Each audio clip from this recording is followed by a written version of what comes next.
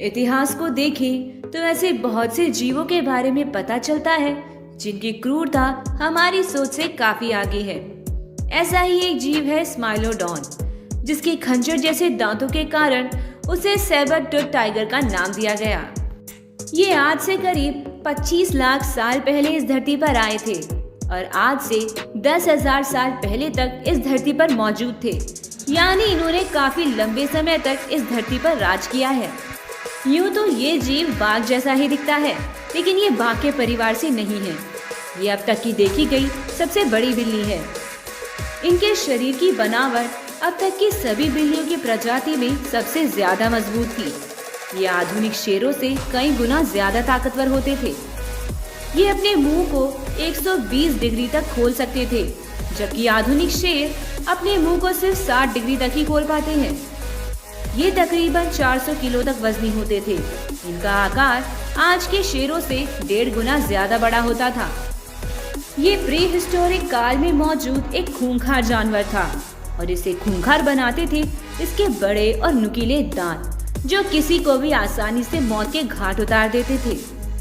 इनके दांतों की लंबाई 12 इंच यानी 1 फुट तक होती थी, जो इन्हें भयानक राक्षस बनाती थी।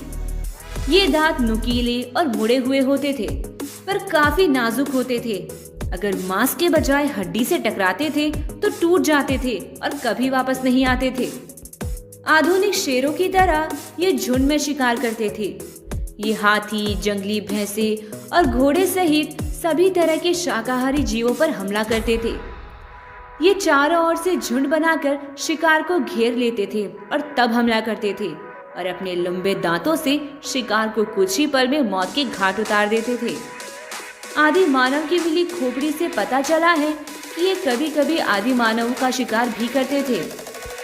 जब ये इस धरती पर मौजूद थे तो ये फूड चेन में सबसे ऊपर आते थे, यानी इनका कोई भी शिकारी जीव नहीं था। ये बड़े मैमोथ से भी टक्कर ले लेते थे, पर जब भी ये मैमोथ पर हमला करते थे तो ये बड़े झुंड में आते थे। दरअसल इसके पीछे कारण ये है कि मैमोथ का शरीर काफी बड़ा था। उसके दांत स्माइलोडॉन के दांतों के मुकाबले कई गुना ज्यादा लंबे होते थे और ये अकेले मैमोथ का सामना नहीं कर सकते थे। इसीलिए ये बड़े झुंड में आते थे और जब भी इनके बीच लड़ाई होती थी तो ये लड़ाई काफी लंबी होती थी। ऐसा माना जाता है कि इनकी गर्दन बहुत ही मजबूत थी, जिसकी वजह से ये अपने सिर को कुछ ज्यादा ही नीचे ले आते थे। इससे ये पता चलता है कि ये चुपके से शिकार के पास जाते होंगे और अपने लंबे दांतों से अचानक हमला कर शिकार को ढेर कर देते होंगे। वैसे तो इनके जीवन काल के बारे में अभी कुछ ज्यादा पता नहीं चला है, पर कुछ वैज्ञानिक मानते हैं कि ये 20 से 40 साल तक जिंदा रहते होंगे। आइस एज के आखिर में ये जीव विलुप्त हो गया था। इसके पीछे कई कारण बताए जाते हैं।